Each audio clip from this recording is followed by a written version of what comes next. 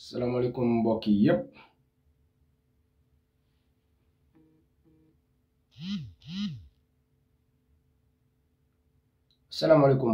asalaamaaleykum ñëpp donc ñu ngi ziar ñëpp ñu ngi nuyu ñëpp bu baax a baax voilà donc dama ñëw ci direct bii nii pour remettre les pendules à l'heure maa ngi gis du n'importe quoi ci réseaux sociaux yi fan yi moo tax ma ne xaaral ma ñëw on va essayer de rétablir les choses un peu parce que am na koo xamante ni actuellement Macky Sall mu ngi jouer jeu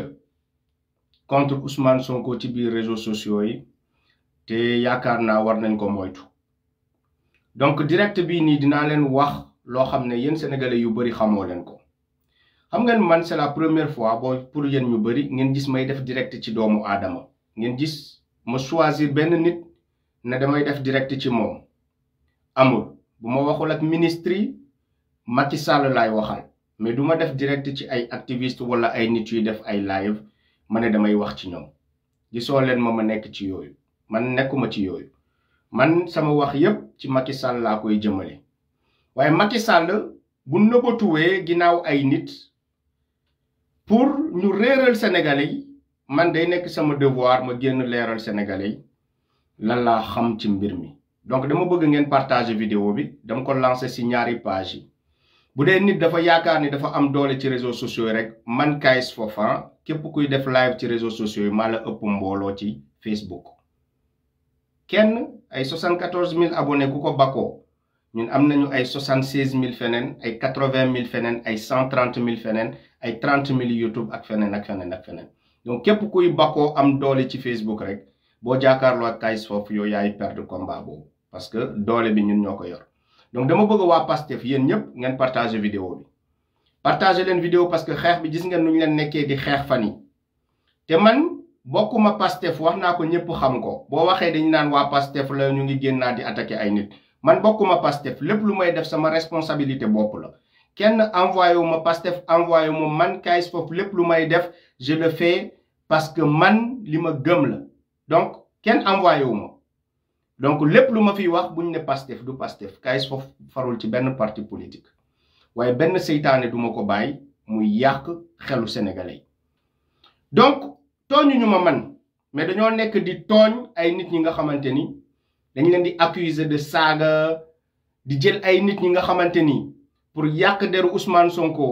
loolu moo leen di indi ñu leen di jox aura di leen jox fu ñuy waxee pour yàq deru Ousmane Sonko tourner xelu sénégalais yi ci Ousmane Sonko de façon très très mesquin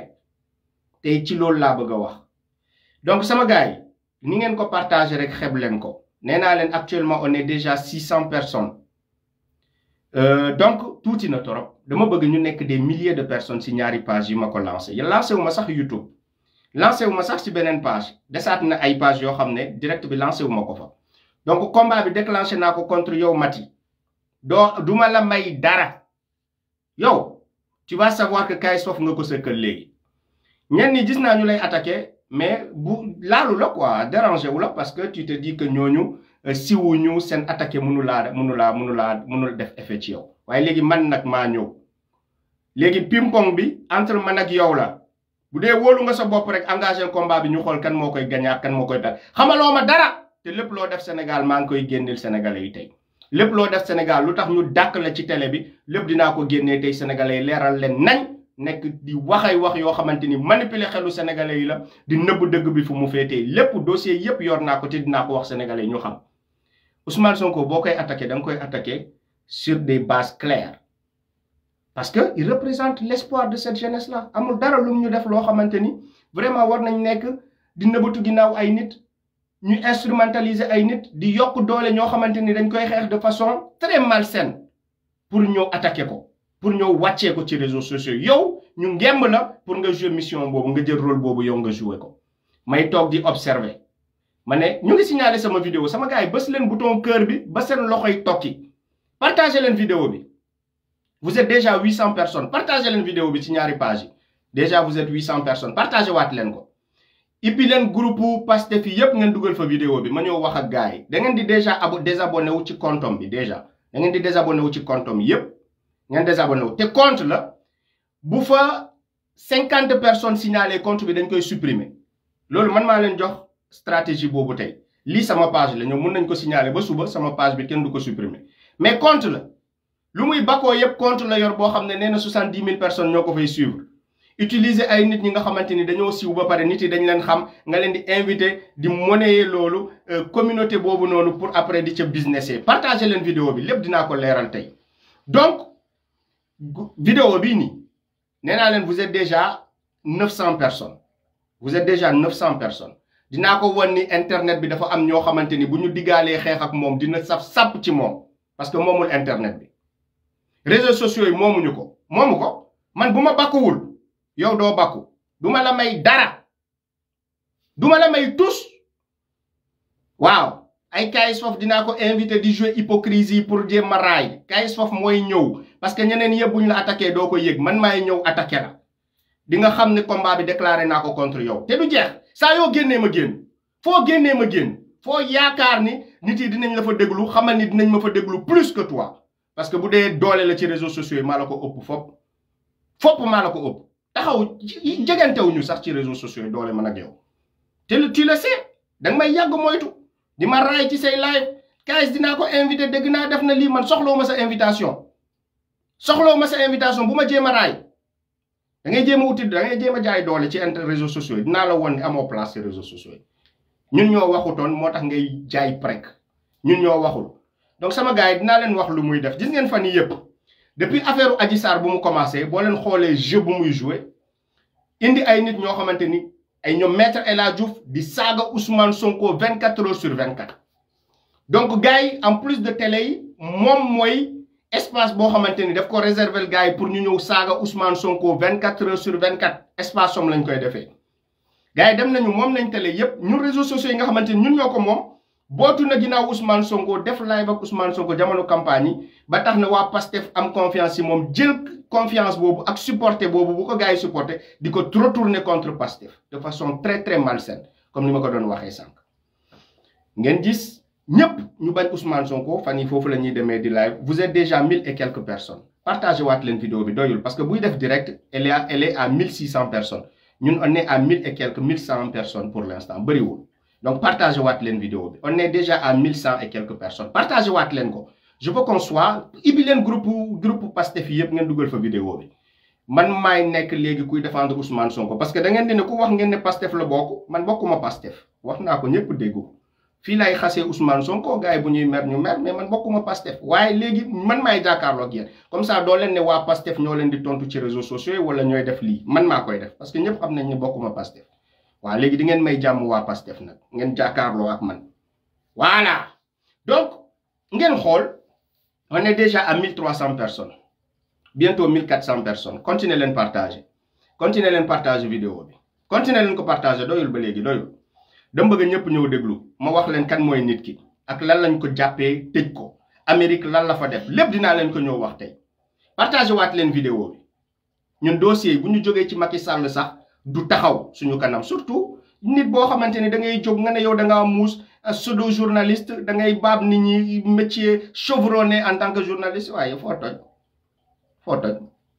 ñun dañoo nekk ay ingénieur ci suñu domaine taxul ñuy ñëw jaay prek sénégalais yi ci réseaux sociaux di leen ne man ingénieur là en projet j'ai plus de bac plus 5 am naa bac plus 5 ci lii am naa bac plus 5 ci lii jaayuma ko kenn maa ngi nii modeste di wax sénégalais yi ci njëkk ak teraanga respecté ñëpp nekkuma fi chaque jour di bakkoo man li ma yor comme diplôme wala formation yu ma def parce que sénégalais yi du loolu lañ soxla dañoo soxla ñu xeexal leen mais pas ñuy ñëw di leen jaay suñu bopp di jaay di je sais pas quoi donc naa leen wax ay dossier yoo xamante ni mu ngi fii nii xaar leen ngeen ñëw déglu ay dossier lan moo ko jëlee ci télé bi dossier nu muy expliquer affaire yi demeewul noonu coupure de presse yi yëpp jël naa ko du ñu nax sénégalais yi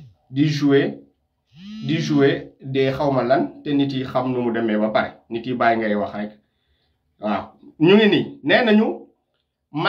Mati Fall alias Mati 3 Pommes a été jugé par le tribunal des flagrants délits pour escroquerie. Bu la neexee nga dem fu la neex man lii nii ci presse la nekk ah ku ko tapé dina ko gis dañ laa épinglé pour escroquerie. Tu risquais 3 mois de prison assorti de sursis. En attendant voilà loolu ci benn dossier la ñaari dossier la affaire yi dafa wute de lii dafa am dossier boo xamante ni ci côté Dubaï la mu am beneen dossier boo xamante ni Amérique la donc ñaari dossiers yi bokkuñu yéen maîtriser woo leen affaire bi da ngeen di yaakaar ni ci benn affaire la du benn affaire de lii ay artiste la Dubaï bële ay affaire de art la États-Unis te loolu yëpp boo leen koy wax da ngeen koy décortiquer da ngeen di jox vous êtes plus de 1500 personnes partagé waat leen ko sama gars yi xeb naa ko trop partagé waat leen ko. Vous êtes plus de 1500 personnes dinañ ko won ni doole bi réseaux sociaux yi am na ñu koy yor ñoo xamante ni bu ñu la attaqué rek foo nga reculer parce que sinon dañ lay gaañ partagé leen waat ko vous êtes plus de 1600 personnes voilà ma ñëw wax ko tuuti kaay sof pare na ci moom très bien léegi doo leen wax Pastef de man du ma Pastef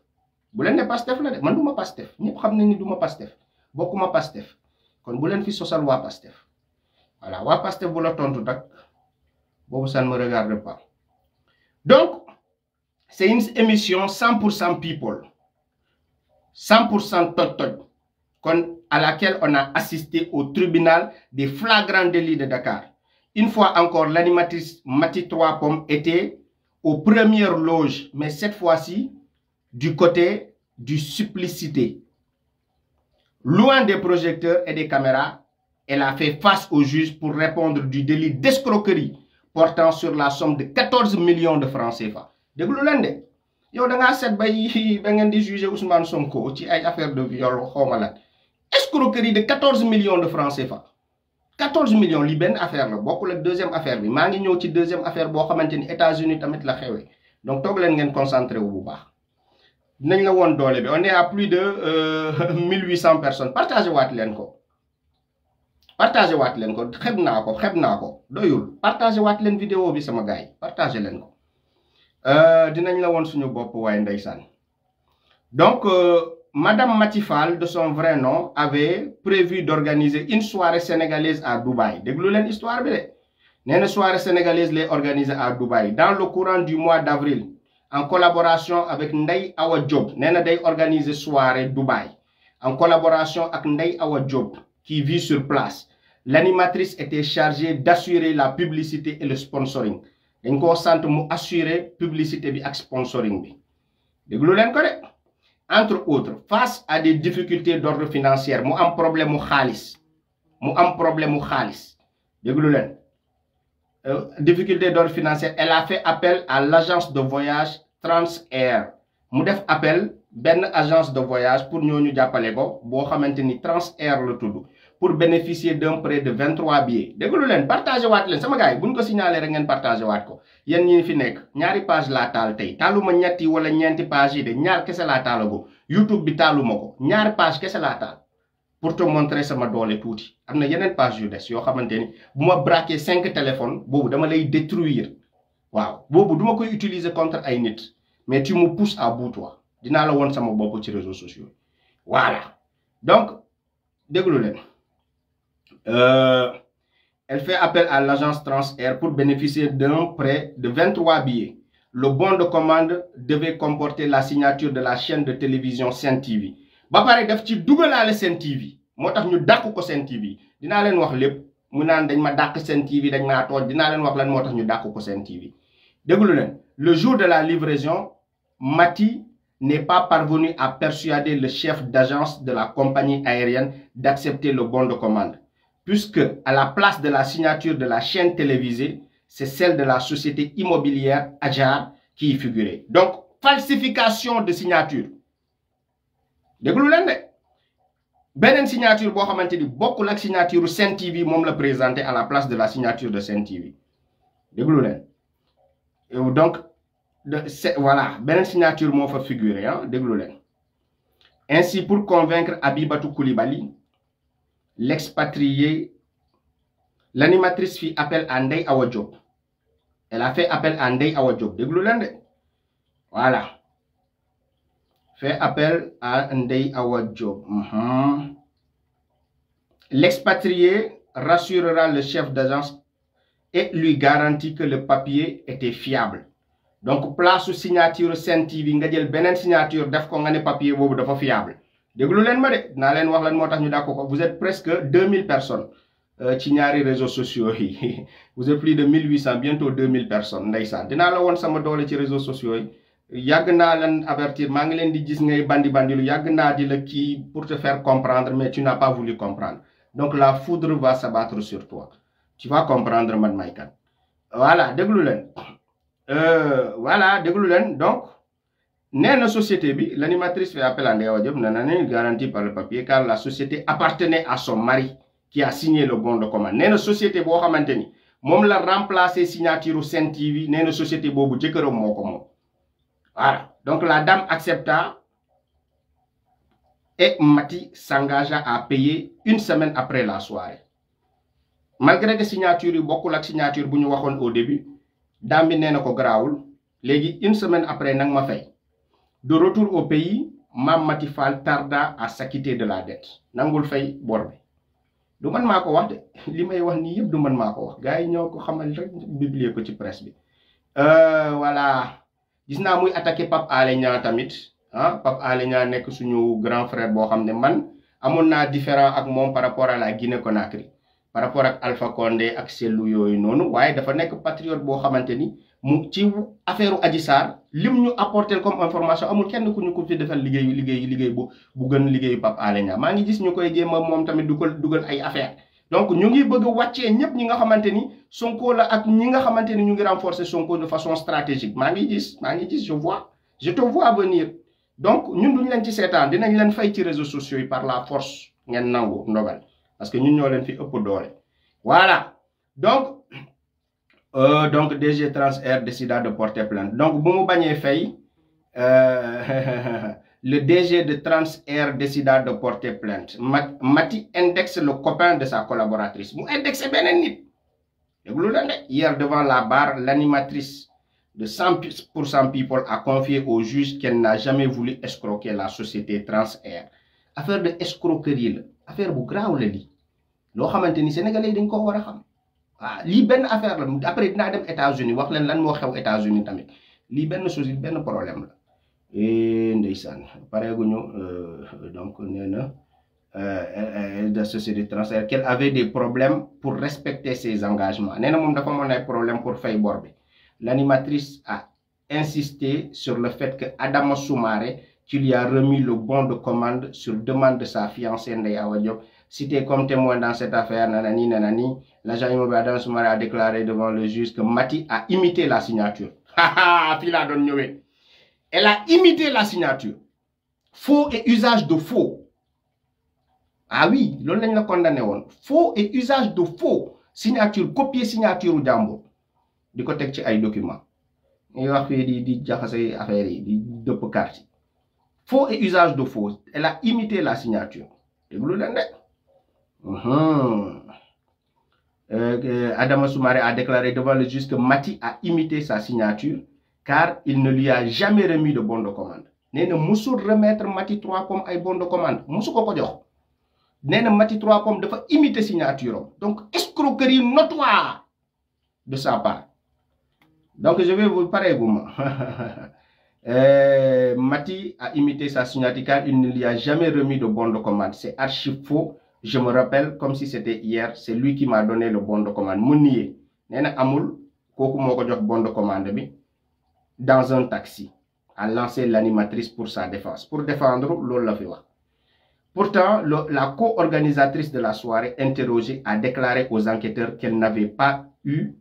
elle n'était pas au courant des agissements de Mati 3 pommes et qu'elle ne l'a jamais mis en rapport avec son petit ami. Gis ngeen njublan di jaxase ay affaire. Déglu leen de kooku loolu la wax kooku nee na buñ ko laajee la co-organisatrice de la soirée nee na Mom musul bolé Mati 3 pommes avec son petit ami. Donc, les plus njublang lu xew ci biir affaire bobu nonu rek mom elle n'était pas au courant. Donc l'avocat de la partie civile parle de 100% escroquerie. 100% escroquerie.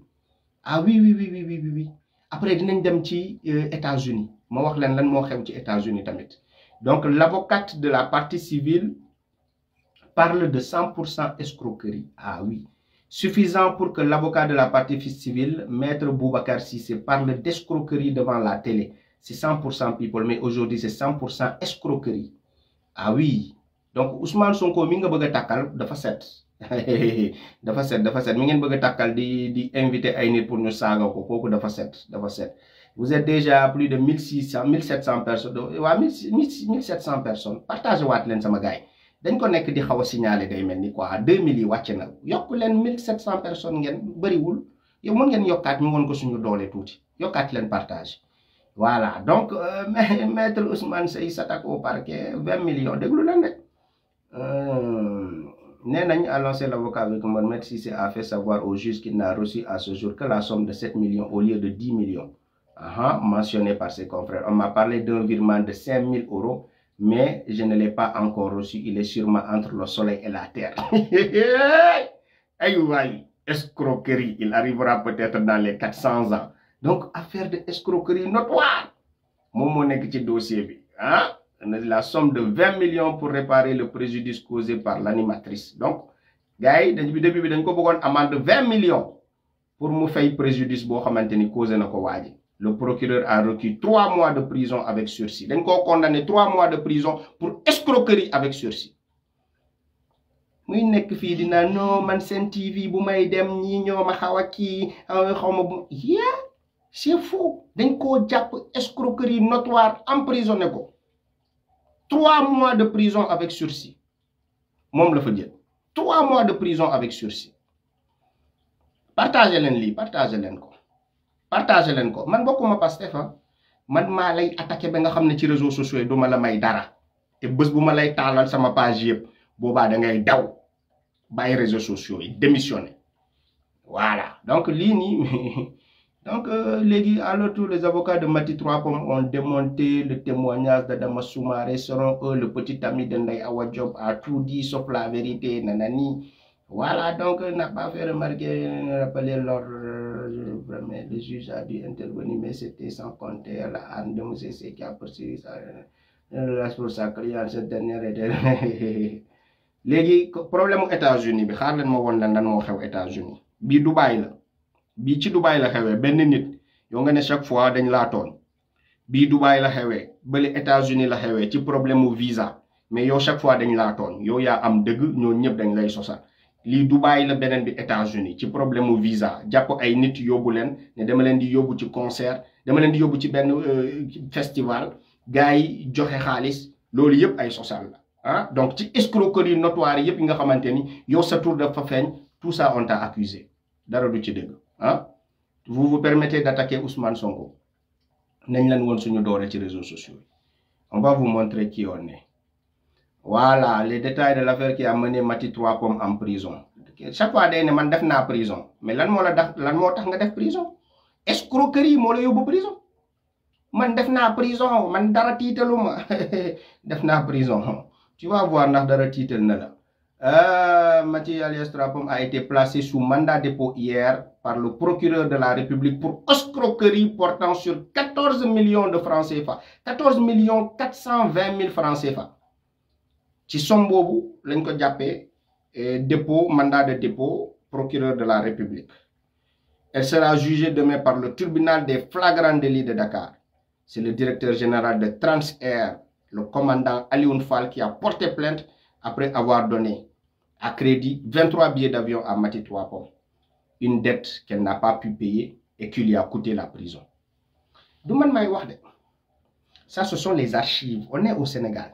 Xam nga fii lii du kay foofu may wax ça ce sont des archives yoo xamante ni koo ko tapé ci internet bi gis sa jaar-jaar donc man je te dis c'est pas moi qui parle ça c'est ce que tu as fait c'est tes faits qui parlent donc si tu crois que les réseaux sociaux yooyu yaa ci boos on va te montrer que c'est faux tu as menti non tu as menti dañoo pareeguloon ci yow rek man dama la doon observer ñi la doon attaqué yépp ngay jaay rek dinaa leen tontu c'est parce que attaque bi saful waaye boo xamee ni kaay foofu nga ko sëkkal léegi tu vas faire plus attention parce que di nga xam ne sa force de nuisance moom am na double force de nuisance boo xamante ni bu ko utiliser ci yow da ngay décéder donc tu vas commencer à te méfier de moi voilà Donc, l'information de son arrestation a été livrée de manière voilà, doucereuse, voire craintive. Hein? Donc, donc, tout ça, c'est des coupures de presse. C'est des coupures de presse que je lis. C'est des coupures de presse que je lis. Hein? Légui benen affaire bo xamanteni États-Unis la xaar leen ma yóbbu leen Amérique boobu benen escroquerie la tamit boo xam ne bii yoon Amérique la ba Amérique yow ñu lay dégg ci ay affaire de visa ay escroquerie de visa bali Dubaï la bi Amérique la yow ngay ñëw di jaay set ci kaw nit ñi am na ñoo xamante ni dañoo violent quoi man moo tax duma leen invité ci sama live yi man ngay waxal Ousmane Tounkara ngay waxal on est violent et on l'assume ñun on est violent parce que pour libérer ce Sénégal là on est prêt à tout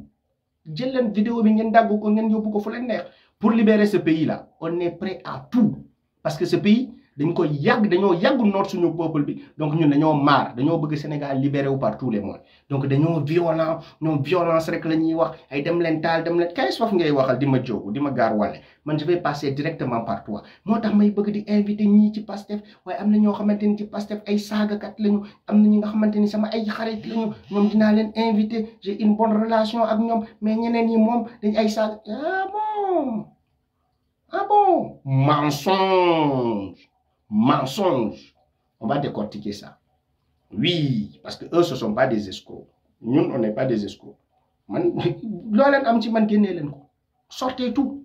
on est en guerre dinaa la attaquer matin midi et soir tu vas voir toi génnee li nga am ci man parce que man musuma escroquer kenn ah oui je vis si sama liggéey lay liggéey ci sama liggéey lay gagner dara c'est pas des gens qui me donnent à manger il y a personne qui me donne à manger tout ce que j'ai moi je l'ai mérité j'ai bossé dur pour l'avoir ah oui j'ai pas escroqué quelqu'un donc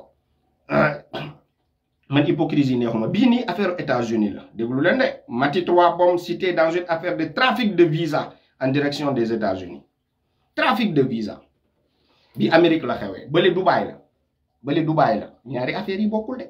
bële Dubaï la xewee imiter signature nit faux et usage de faux ak escroquerie de 14 millions de francs CFA bii nii trafic de visa la aux États-Unis donc ça fait deux dossiers yoo xamante ni dañoo wute c'est pas les mêmes choses donc même nit kooku la ñu épinglé ci ñaari dossier bële Dubaï bi États-Unis munoo ne ñaari yooyu yëpp c'est faux te nga tëdd munoo ne c'est faux tu es parti en prison par malchance non parce que tu as fait quelque chose donc cité dans une affaire de trafic de visa en direction des États-Unis notre consoeur Mame Maty Fall communément appelée Mati 3 Pommes est interdite depuis hier de sortie du territoire national. Et c'est la police qui, selon nos satellites, lui a notifié la nouvelle à l'aéroport international Léopold Sédar Senghor. Escroquerie de visa aux États-Unis. Man, je lis, hein. Je te laisse. Tapez sur Internet. Vous allez voir les mêmes articles que je suis en train de lire là. Je vous lis des choses, trafic de visa. Je vous lis son passé là. Elle est là. Ça, c'est toi. C'est pas moi qui ai écrit cet article-là. Le trafic de visa là, aux États-Unis. C'est toi encore qui est cité. Toi, yomi di invité ay nit pour ñu yak deru Ousmane Sonko chaque jour ci sa direct. Tu crois que da nga am doole yow yaayu réseaux sociaux yi. Tu vas voir maintenant. Tu vas voir kan moy dal sa kaw. Gay, partagez waat len fi ni wacc ngeen ci page bi ni. Xol len partager len vidéo dama bëgg plus de 2000 partages pour ñu woné ki ni Pastef xajul ci mom. Kayz fof mo koy attaquer waye Pastef xajul ci mom. Fini yéen a ngi 812 personnes fini yéen a ngi 673 personnes donc da ngeen di gën a partager ñu ngi wàcc ñu ngi nekk 1500 personnes dafa tuuti pour Mati dama ko bëgg noppiloo éternellement ci réseaux sociaux mu bàyyi Ousmane Sonko donc partager leen vidéo bi voilà donc cité dans une affaire d'escroquerie de visa hein ñu interdire ko actuellement elle est interdite d'aller aux États-Unis moom mënu faa dugg mënu dugg États-Unis pourquoi si tu n'as rien fait aux États-Unis tu peux je peux acheter un billet aller aux États-Unis je n'ai aucun problème avec les Américains mais si on t'interdit d'aller aux États-Unis c'est que dafa am loo def États-Unis ah oui man damay defante duma bàyyi mu sedd bismillah man musuma def live ci doomu aadama ci activiste yi parce que xam naa ni ku ma ci laal dama lay gaañ sama caméra yëpp dama koy bëgg di braquer ci Macky Sall comme ça ñëpp xam ni kii nii force bu mu am du ko jël di gaañ ay victimes damay bëgg di ko tourner ci Macky Sall waaye boo leen ma forcer ba ma tourner loolu ci yéen ça va mal se passer. keneen ki meeru sorcière bi maa ngi ñëw ci moom am na benn maire bu seytaane nafiq mus na ma fi woo di négocier parce que dama génnee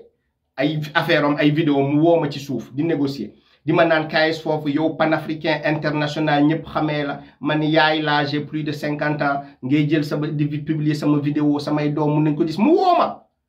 seytaane bu mag xeesal ba niroo golo tey moom moo nekkoon ci live am moom la invité woon ci live am dinaa ñëw ci moom day enregistré ay nit bu dee da nga maa enregistré génneel enregistrement boo ma enregistré parce que yow yaa ma woo di négocier naan ma supprimer ngir yàlla li nga publier si man KS Foof parce que yow ñëpp lay déglu ci àdduna bi donc yow kenn xameewu la ci affaire yi bu ci dugg nga woo ma ne ma supprimer li ma la attaqué donc ñoom ñoo may nax ci suuf pour ma bañ a dal seen kaw parce que xam ngeen ñi ngeen ko sëkkal yéen a leen ëpp doole peut-être wala seen doole ñoo yem waaye man nag yéen bokkuñu doole moo tax ngeen di négocier boo leen amee affaire ak KS Foof parce que xajuma ci yéen donc meeru seytaane boobu ni rek golo moom la nekkaloon ci live am fan yii yëpp may gis muy duul ci Adji Sarr mu naan dafa créer collectif xawma de soutien à Adji Sarr xawma leen seytaane bu mag a ngi noonu donc daf may yàgg moytu mais c'est fini pour toi maintenant je vous déclare la guerre Ousmane Tounkara moo doon guerre ak yéen ngeen am fi ngeen koy collé di naan dafa def lii da wax leen li ngeen ma xamal man wax leen li ngeen ma xamal da ngeen mën a fen rek wax leen li ngeen ma xamal duma leen may dara Ousmane Tounkara fi ngeen ko doon kii di ko boole ak nit pour ñu piéger ko xool leen fi ngeen may amee amul donc man amoo leen li ngeen di génnee ci man je vais vous détruire voilà li musuma ko def mais vous allez m'entendre yéen di ngeen ma xam di ngeen xam man may kan voilà bon est-ce que vous me voyez bien même très bien bàyyi ma posé gis nga lii c'est pour bien voir aujourd'hui bugguma lumière bi dérange moom moo tax ma sol lunette yi parce que faut que ma concentré wu ci ñi oui vous êtes des crevards ak des crevards ñoo xamante ni ñun lu ñu am musuñu ko fi jaay ci internet bi de di bakkoo di am naa lii def naa lii non ñun nekkuñu ci loolu bu dee diplôme la rek bu ñu ko génnee ngeen tëj seen gémmiñ donc ngeen di nekk fii di jaayee di rouler ay air franchement Ousmane Sonko yi mar di suis parce di fen di jaay français dëggoo leen ci dara fen jàngoo leen kële ci bac la yam mu ñuy rey di jaay journaliste chevronné kële maire bu perte la takk marié ak tubaab bi joxu ko lu mu soxla chaque jour muy nekk ci internet bi di ñu emmerder matin midi et soir Ousmane Sonko di fen partagez leen vidéo yi ñi duma leen may dara à partir d'aujourd'hui je vous déclare la guerre parce que yéen vous êtes des nafiq internationaux ku leen attaqué ngeen ne dafa am li ngeen xam ci moom li ngeen xam ci man génnee leen ko xamoo leen dara ci man tous xamoo leen dara ci man nag maa leen di attaqué voilà donc problème mu visa la fi am ak américain yi c'est la police wala la donc déglu leen lan moo xew ci affaire bi elle devait être entendue lundi par la sécurité urbaine une façon de filer à la belge en tout cas ce correspondant aiguise notre curiosité nous avons jusqu'ici pensé que Mati 3Com était blanche comme neige nous ne savons plus à quel sein nous vouer nee nañ dañoo yaakaaroon dafa set ni perkal waaye ndekete yoo Mati la de je vous donne même la référence xibaar.net tapez leen xibaar.net ngeen tapez cité dans une affaire de trafic de visa Mati 3Com interdite de sortir du territoire tapez leen que je vous donne même les références bibliographiques on est très pédagogue dans notre façon de faire oui je vous donne même des références bibliographiques donc affaire au visa États-Unis boobu damay xaar du ma génnee lépp léegi damay xaar mu répondre bàyyi naa ko possibilité mu def live répondre ma génnee ko dossier yëpp loo xamante ni moom moo xew ci côté États-Unis je te laisse un peu de souffle pour nga préparer wu parce que bu ma lay attaqué bu ma joxee lépp rek bu ma attaqué yow tamit mun naa ñàkk ay fetal mun naa ñàkk arme bu ma lay attaqué donc là je vais te laisser problème États-Unis bi médias yi lu ñu ci wax rek bàyyi naa loolu ci problème mu visa bi parce que j'en sais plus que ça j'ai tout le document des États-Unis lu xew ci trafic de visa boobu ci États-Unis donc lire naa lu presse bi wax ci loolu mais j'en sais plus que ça j'en sais plus voilà donc je vais te laisser le soin de me répondre parce que boo ma répondre rek dinaa mën a attaqué waat léegi meeru seytaane bële di niroog golo xeesal ba xeeñ xunn gis ngeen complexe gis ngeen seetlu woo leen dara ci internet bi ay nit ñi nga xamante ni jëkkëru tubaab la ñu am ñoom ñoo ñu nekk di emmerde fi liggéey ñu defuñu dara nekk bëgg lu yomb dem marié ak tubaab nekk fi ci internet bi di ñu emmerde matin midi et soir baal leen ma de am na ñoo xamante ni am nañ jëkkër tubaab ñu baax ñoo xamante ni billaay waxu awma lu may wax ci ñoom mais seetlu leen rek gis ngeen ñii nii nekk di ñu emmerde chaque jour ak seen gémmiñ ñu rëy ay jëkkëru tubaab la ñu am bëgg papier bu yomb ñu dem marié ak benn paa tubaab nekk ci internet bi matin midi et soir di fen di dajale liggéeyuñu di duul di ñu emmerde rek boo waxee ñu ne la Ousmane Sonko jël seen lépp braqué ko ci Ousmane Sonko. Je garde un peu, comme vous m'avez suggéré. Je garde un peu. Voilà. Donc, tu vois mes yeux là? Très bien. Ma orbi éblouir l'ourlan, parce que on va vous montrer, nous, on est qui dans ce monde-là, on est qui dans ce réseau-là. Donc, ça m'a gagné. Sa stratégie, Fanny, moi, di wo ay nit. Bo len wowe ne damay def live. Damay may nit ñi ñu wax. Rassembler ñëpp ñuy yàq daru Ousmane Sonko matin midi et soir may leen liberté ñu saaga Ousmane Sonko xas Ousmane Sonko rassembler ñëpp ci biir nag ne waaw man sama métier journalisme kenn duma ko jàngal je suis neutre maa ngi mythomane notoire je suis neutre man bokkuma ci lii man mais attends tu nous prends pour des yow bac nga am tu n'as que le bac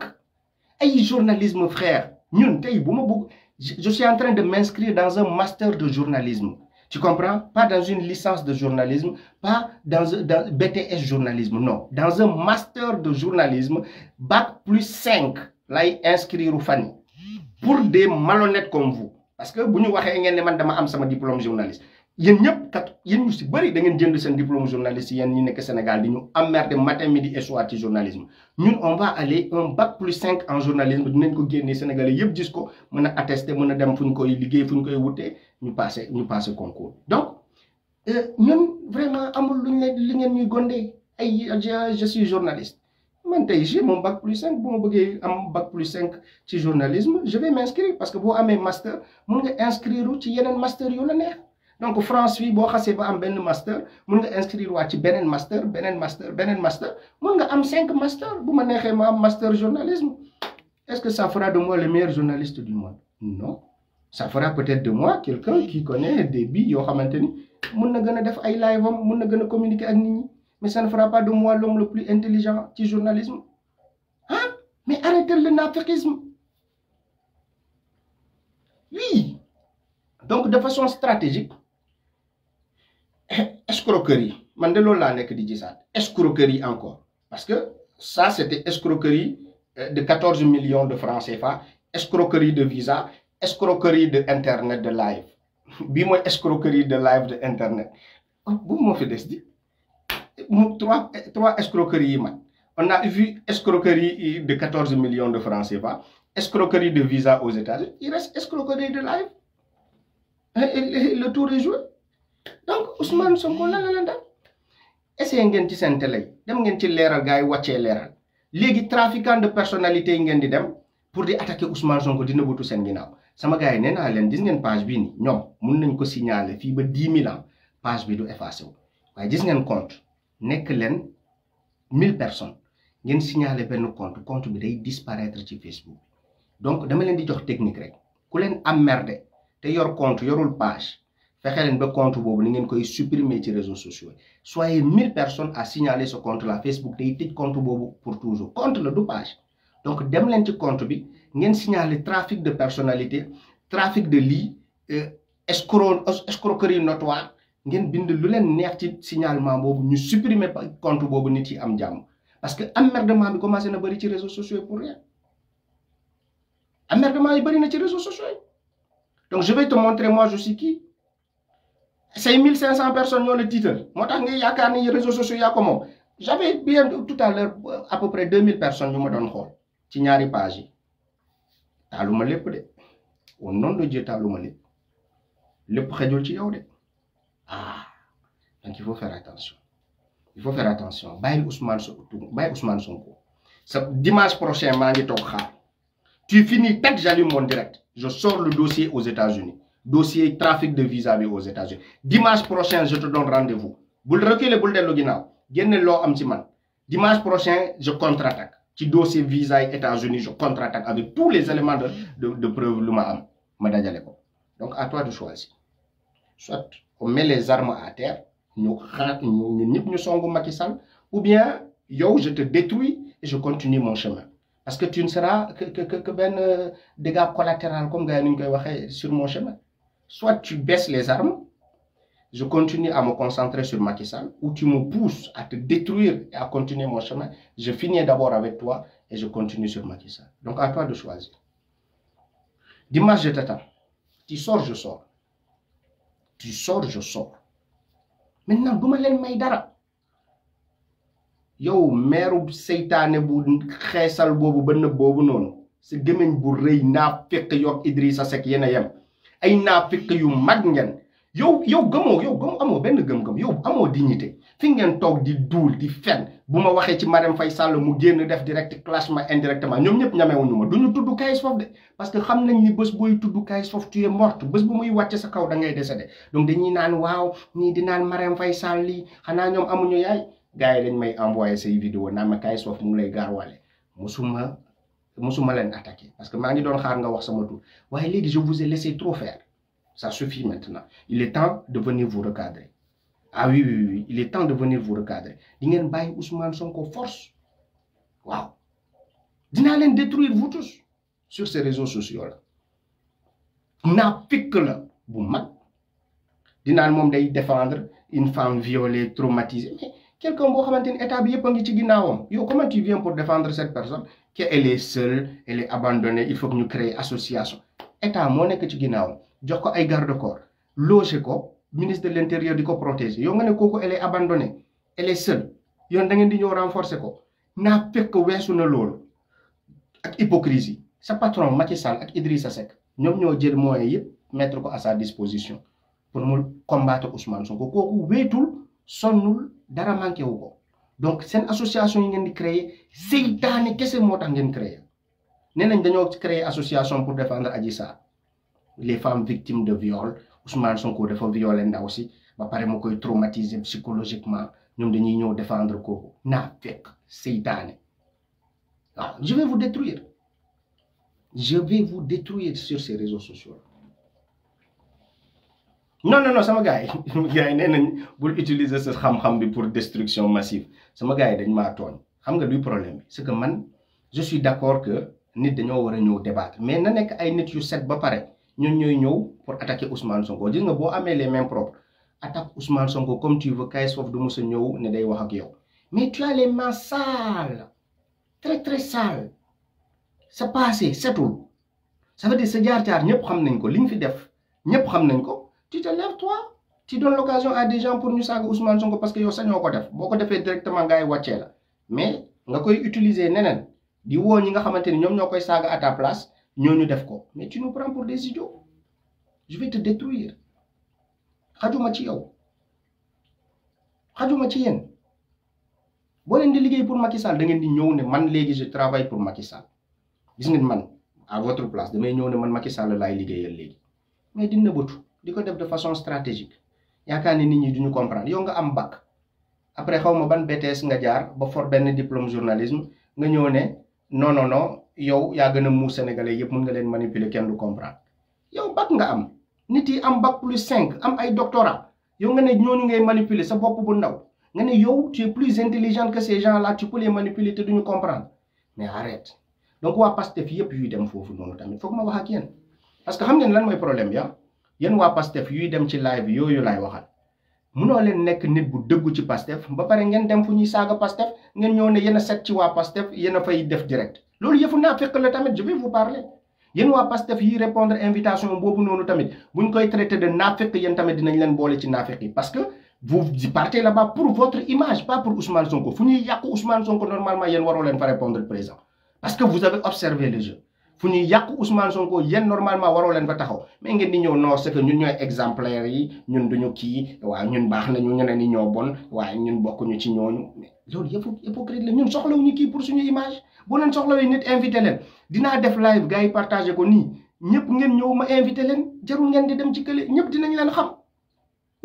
xam boo leen soxlawee nit yi xam leen ñëw leen ci sama live ñu def comme live bu ñu def nii même nombre de personnes que ñu koy seetaan man ma invité leen ngeen wax mais loo leen di demee ci kële comme si moom kese moom réseaux sociaux yi man boo leen seetloo dara ci man musuma dem ci ay live nit ay groupe de lii ne damay nëbbatu ci ginnaaw benn nit parce que dafa siw pour mu yëkkati ma boo leen xoolee man Kayz Fof doo leen ma gis mukk ci loolu man je suis seul xam nga lu tax ma nekk seul parce que hypocrisie dafa bëri ci xeex bi moo tax man j'ai pris mes distances je suis resté seul invitation yu bëri doo leen ci gis Kayz Fof boo leen seetloo Kayz Fof da gars dañ naan non dangaa yëg sa bopp du yëg sama bopp man soxlawu ma kenn man ñi may partager nii frère yu may partager sama abonné yu fidèles yi ñoo xamante ni xam nañ sama valeur man ñoom ñoo ma intéressé mais pas les autres personnes yoo xamante ni dañoo yaakaar ni Kayz Fof foog mu dem ci live am pour mu siw kooku mooy kan man mënu ma def live ma am même nombre de personnes que moom foog ma dem ci live am pour mu siw mais est-ce que moom lu muy def man je peux pas le faire ba nit yi ñëw seetaan ma tamit si donc man dama gëm sama bopp man du ma dem ci kenn bootu ci sa ginnaaw ne la passé loo ma dama bëgg kii non moi je fais pas ça. Donc hypocrisie yooyu moi je suis pas dans ça ma dama gëm sama bopp waaw bu may dégg dinañ ma dégg buñ ma dul dégg mais je ne suis pas pertinent je cherche à être plus pertinent plus percutant nit yi gën a ñëw di ma déglu mais pas di daw ci ginnaaw nit ne ko invité ma maa ngi nii di non mais attends elle est qui réseaux sociaux yi moom moo ko moom 74 000 abonnés benn page bii ma nekk ni ëpp na 74 000 abonnés Kayz Fof page plus de 80 000 abonnés la am Lansana le messager du métro am na plus de 130 000 abonnés sama groupe les amis de Kayz Fof am na plus de 34 000 personnes ñu ma fay suivre jeexaluma de sama chaîne YouTube am na plus de 30 000 personnes donc yooyu yëpp bu ma ko braqué ci doomu aadama dama lay détruire donc il faut pas me chercher voilà donc sama gars yi xam ngeen mosoo leen ma gisee nii mais je suis en colère il faut que ñu wax suñu bopp ñenn ñi nga xamante ni vraiment dañoo yaakaar ni réseaux sociaux ñoom ñoo ko moom quoi te ñun waxaguñu ñun généraux yi waxuñu dañuy nekk di emmerder nit ñi chaque fois donc à partir d'aujourd'hui lem leen seen ngeen toog duma leen may dara man duma saaga nag ay saaga ndey di leen kii non ak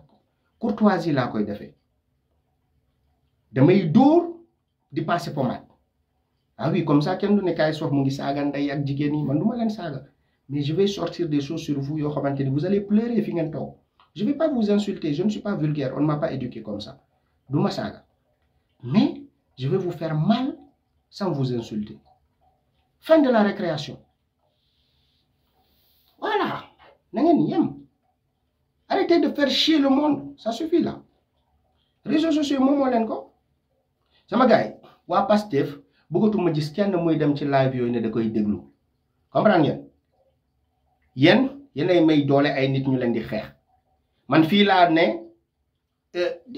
envoyé leen ma kese numéro Ousmane Sonko ñen ñi commencé dal sama kaw waaye numéro Ousmane Sonko ñun ñii sax yàgg nañ Pastef amuñu ko ma noppi mais yéen a ko permettre mu dem toog ak Ousmane Sonko jaay loolu tey non man xamante naa ak Ousmane Sonko moment yu ko nit yi gënoon soxla man dugg naa ci oto def interview ak moom di jaay loolu nit ñi quoi di utiliser arme boobu contre vous parce que yéen a ko may possibilité mu am yenn accès ji Ousmane Sonko ba tey muy tourner doole bi ngeen ko may contre vous-même mais c'est pas sérieux c'est pas sérieux nit yi supporter la ba tey maintenant tu veux te retourner contre ces gens-là c'est l'ingratitude notoire voilà donc je vous ai dit moi maintenant je vous laisse plus faire je viens réguler les réseaux sociaux emmerdement bi bari na yàgg naa ko gis di noppi mais ça suffit là ça suffit vous arrêtez d'emmerder les gens je vais utiliser tous mes moyens contre vous et je vais vous détruire mal donc emmerdement bi bari ça suffit hein. Je siffle la fin de la récréation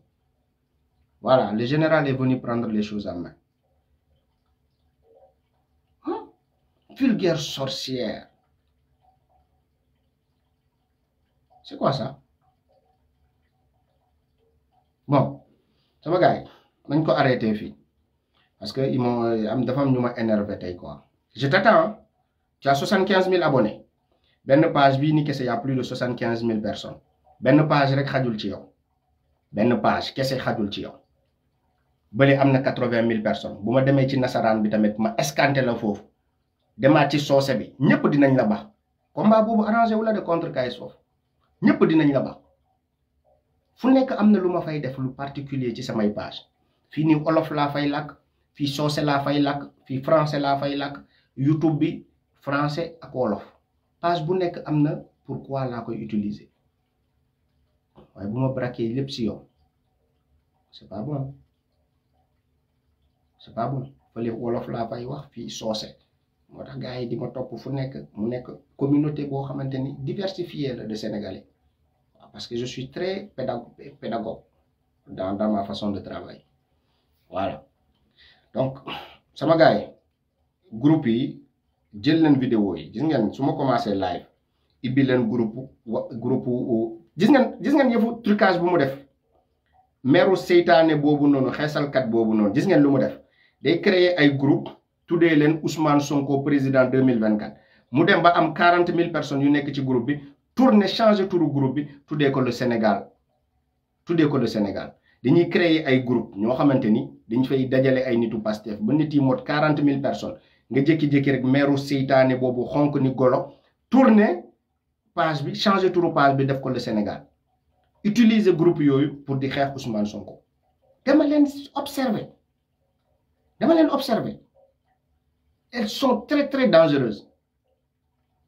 elles sont payées pour que ñu am armée nit ñoo xamante ni saa yu ñu commencé direct rek assuré nañ leen 1000 partages 10 personnes la ñuy jël ñu ne leen groupe boo nekk partagé ko fa 5 fois kii partagé ko fi 5 fois kële partagé ko fi 5 fois kële partagé ko 10 fois dañuy am au minimum 1000 personnes yu leen partagé elles sont très très dangereuses dañoo am équipe xam ngeen man mosuma woo kenn ci réseaux sociaux yi ne ko saa yu ma defee direct partagé leen ko sénégalais yi ñuy jógal seen bopp di ma partagé mais ñoom dañoo am équipe damay commencé prip sama gars yi ñëw leen bu ñu ñëwee prip am nañu 1000 partages balaa ñu wax man sénégalais yi ñooy bëgg li may def partagé seen bopp mais ñoom dañuy ne prip rek seen armée bi ko commencé ko partagé fépp ngeen di gis partagé groupe bu nekk gars yi di leen balancer yu bëri man sama groupe moom duñu fa dugg dama bloqué sama groupe bi tëj ko ak caabi lawbe sama groupe moom kenn du fa dugg ci ñoom ay seytaane lañu duñ dugg ci sama groupe mais yéen waa Pastef yu yor ay groupe da ngeen war a verrouiller seen groupe yi ñun bu ñuy def live boo leen gisee gars yi tëmbal ci seen groupe yi ngeen bàyyi ko mu jàll ngeen xam ne xeex bi ñun ñoo ko bokk waaye ay tànn sey yoo xamante ni bu ñu ñëwee moom di fa jéem a jaay hypocrisie di jéem a jaay kii ngeen tëj leen supprimer ku ko partagé waat ngeen bloqué ko parce que ñoom ñëpp a bokk dañoo am armée bu ma commencé booy commencé direct 1000 personnes avant ngay wax 1000 personnes partagé ne xamuñu sax li ngay wax y a déjà 1000 personnes qui ont partagé mais ça veut dire que tu travailles avec une équipe boo xamante ni prip ñëw nga rek partagé nañ ko mais ñun dañuy saraxu sénégalais yi ne leen partagé leen ni la ko wax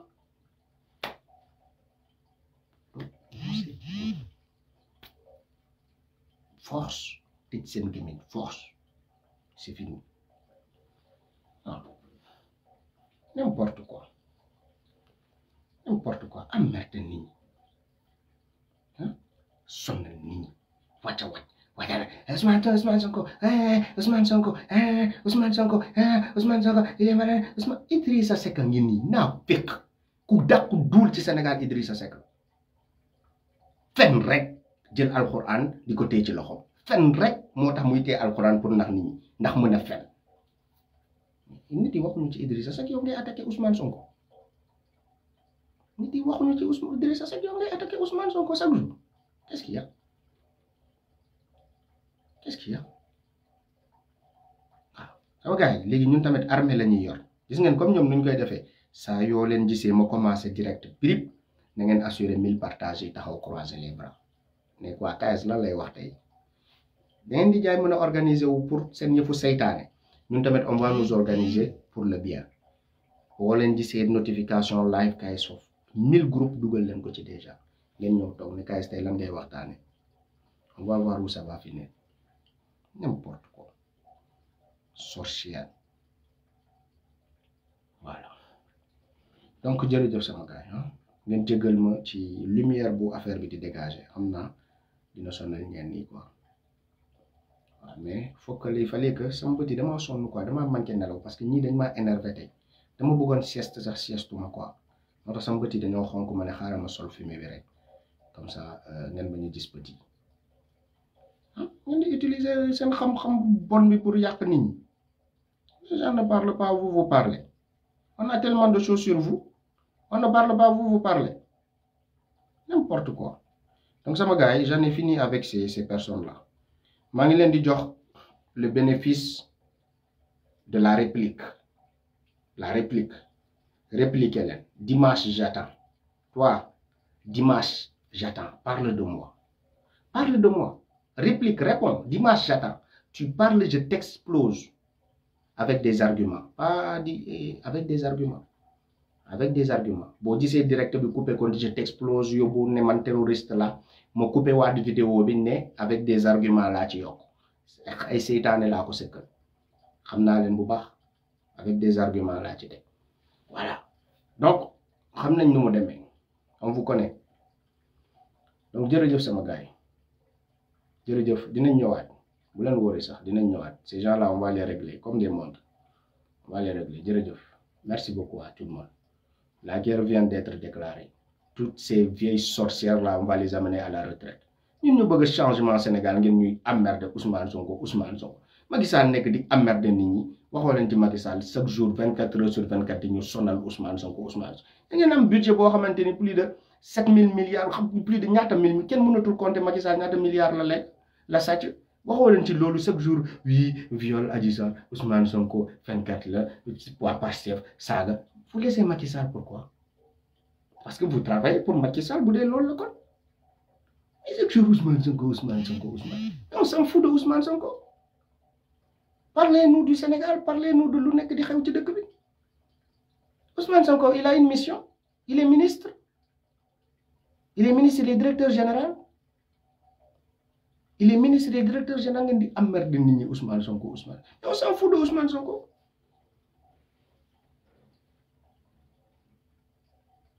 N'importe quoi. Je suis très en colère. Wow. Je voulais te montrer un peu ma force, mais c'est bon, on arrête comme ça parce que elle est disproportionnée. Comme français, nous disons. Le disproportionné, moi, je sais que c'est des vieilles comme ça. Là, mais, tout le monde sait que nous sommes mariés avec tout le monde. C'est que dafa doy waar quoi ah jërëjëf sama gars yi partagé waat leen vidéo yi bu baax maa ngi ñëwaat dimanche prip maa ngi ci yow tu finis je prends le direct en main dimanche je t'attends yow moom seytaane nga génnal nga wax bi ngay négocier ak man bu dee da ngeen mun a enregistrer kese ngeen xam ne ñi ngeen ko sëkkal xam nañ ne ay doomaraam lañ ko sëkkal ñoom ñoo leen gën a pare fop génnal nga woote nga wax fi ma doon saraxu pour ma supprimer affaire yi ne kaay sof woowoon naa ko di wax ak lii mu ne ma lii génn leen ngeen wax man nag musuma orienté sama xeex contre yéen waaye boo leen bëggee guerre rek dinaa ko commencer contre vous li ngeen ci bañul bañu ma ko ci nañ ci dem léegi di ngeen may Ousmane Sonko jàmm force ci réseaux sociaux yi te du ma Pastef je m'en fous de Pastef mais di ngeen may jàmm Ousmane Sonko waaw di ngeen may jàmm Ousmane Sonko par la force ay racistes des ethnicistes des tribalistes bañ nit ki kese parce que soxor amoo leen benn njëriñ ci réew mi nekk di emmerder nit ñi matin midi et soir warara ban njëriñ ngeen am ci dëkk bi vous avez fait quoi hein non moi je vais ça je vous céderai rien je vous cède rien comme tubaab bi ni je ne vous céderai rien c'est maintenant c'est clair jërëjëf sama gars yi bonne soirée merci beaucoup gis naa plus de 1500 partages ci côté page bii nii j'espère que page bi tamit noonu ngeen ko partagé ñu ngi ñëwaat guddi na ñu ngi ñëwaat 18h lañ koy dóor même moment bu mu koy dóor même moment boobu laa koy dóor xëcc nit ñi yëpp ñu ñëw ci yow ñu ñëw déglu ma démonter la pièce par pièce ñoo ñu bàyyi di la seetaan même moment boo may répondre dimanche même moment damay dégg kaay foofu ma taal sama direct taal la avec des propos avec des arguments j'attends dimanche je fais le direct je sors au même moment que toi fracassé avec des arguments n'importe quoi tan sectaan fen rambat son am merde ni vous êtes qui la guerre est déclarée jaajëf sama gars de respect.